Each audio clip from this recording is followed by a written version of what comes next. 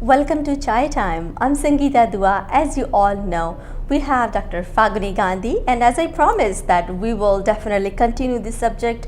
Ayurveda is such a subject that the more we talk about it, the more we want to know more, and it just intrigues us to know more. So that's why we have invited Dr. Sudha Rajan. Sudha Rajan, she is an MD, and she is in a Clear Lake clinic running right now, and we're going to ask some questions allopathic related and Ayurvedic related. We're going to discuss both of them side by side to get you the information that you need. So, first of all, welcome to Chai Time. Thank you, Sangeeta.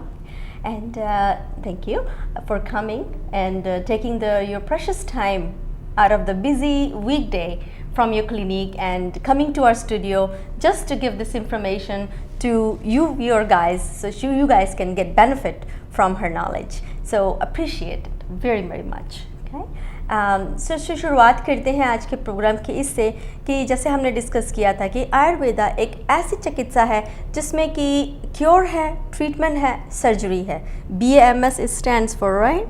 Bachelor of Ayurvedic Medicine and Surgery. Bachelor of Ayurvedic medicine and surgery. ठीक है. और साथ में साथ हमारे साथ हैं doctor Sudha Rajan and she is an MD.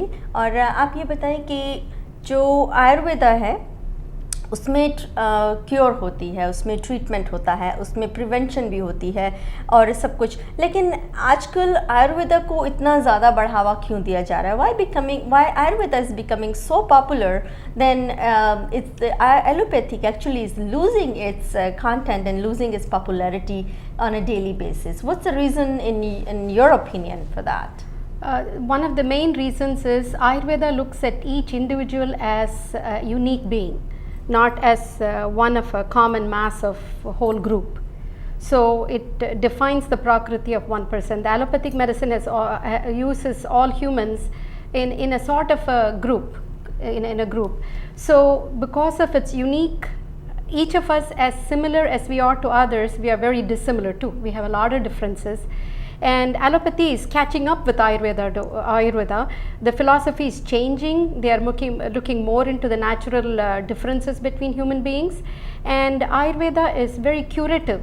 And Western medicine looks at the cell and looks at the symptoms, looks at the instant treatment. So it doesn't look at the root cause as much. And even if it looks at the root cause, because the Western medicine is not that goes into a depth because of the lack of knowledge, the root cause, what defined by the Western medicine, is not anywhere close to what Ayurveda defines it. Plus all the side effects of medicines, even Ayurvedic medicines have side effects. Ayurvedic medicine has side effects? Do you agree with that? Yeah, if it's not taken in the right proportion, it's not made in the right way, if it's not the same for the body constitution, because again, going back to like what Dr. Rajan said, if everyone is unique, then yeah, not all the medicine is going to be applied to everyone in the same way. And again, it can increase vata, pitta, kapha, whatever, doshas, and that's the reason. There is another reason, I'm glad you asked, because that you have to do, the diet. Whenever you take any medication, you have to follow a particular diet or a particular, regime to go with that. Exactly. And that's where Sure, and Ayurveda emphasizes so much of lifestyle, and allopathy has caught up now. It's saying lifestyle is such an integral part. It's not just writing a quick prescription. That is the hard part, because it's easy to take a pill. It's very hard to go exercise, change the diets with a fast lifestyle everybody leads. And there comes the conundrum of how to help patients. Yes. Well, one more thing, that being both of you as an origin of India, being an Indian woman, being a mother, being a housewife, being, running a house, running a career, running everything together. I'm sure you have social network too that you have to pretty much, go to and then keep up with it. And the children demands on a daily basis, plus the clinical demands on a daily basis, running the staff, dealing with a mainstream media pretty much at the same time. I'm coming to the point is that how do you deal with all of that, and why you think that being an Indian woman and being a career woman at the same time, do you understand the womanly issue a little bit more better when your patients come to you, like women patients come to you and they discuss their issues? You can relate to them better because you can understand where they're coming from, why they're going through what they're going through versus the American doctors. Now, having a good understanding of all that, what do you recommend? Is it better to go with allopathic medicine or is it better to go with the Ayurvedic medicine? It depends on the situation. A holistic way of looking at all of because every stream of medicine has something to offer, something unique to offer. So, even though one stream may be a little bit different in its angle of look, so if you can be very holistic, and if you can go to an allopathic doctor because of their extensive training for 6.5 years in anatomy, physiology, and all the other things, they tend to be better with diagnostic tests and very specifically what to do, and acute care medicine, emergency medicine. Whereas if you can go to that type of a person, maybe they have some other background, like Indian doctors have some background. Growing up in India, we are exposed to kitchen medicine through our grandmothers. So we all know Ayurveda, even though we may not have a degree, we have a basic understanding.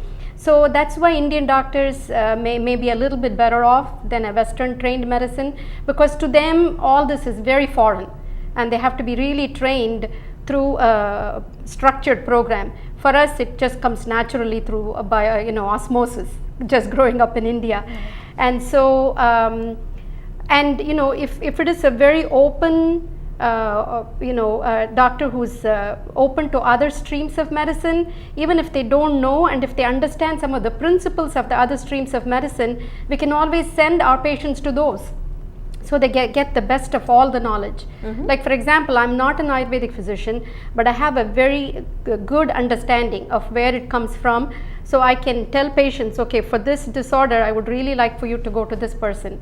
Many of the Western, my American patients appreciate that. And in a big city like Houston, we have the resources. Yes.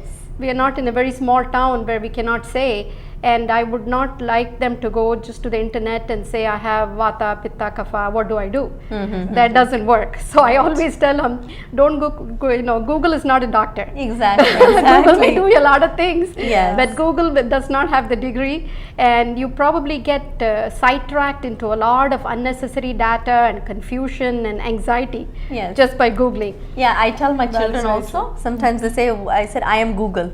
They say, what do you mean you're a Google? I'm like, well, on the other side of the Google, somebody like me sitting giving you the answer. So I am Google. Ask me what you want. And I will give you one kind of stupid answer, then you will have to believe it because it's coming from Google. Right. It's just on a fun note. There's so many In Tamil we say Google Devam. Google Devam. Google God. God, Because he has the answer for everything. For everything, exactly, yeah. Yes. And on that question, I wanted to Yes, say, same Ayurveda is question. more like a complementary medicine. I think it should. Dr. Rajan is definitely very important that the acute medicine, the emergencies, the surgeries is way ahead now because we've lost a lot of Ayurveda, like I mentioned last time, and of course it's not anymore. There's no more research in Ayurveda. There's nothing new in Ayurveda, and so that's the reason. So that modern medicine is definitely a very important part of our lives. But Ayurveda can be like a complementary medicine,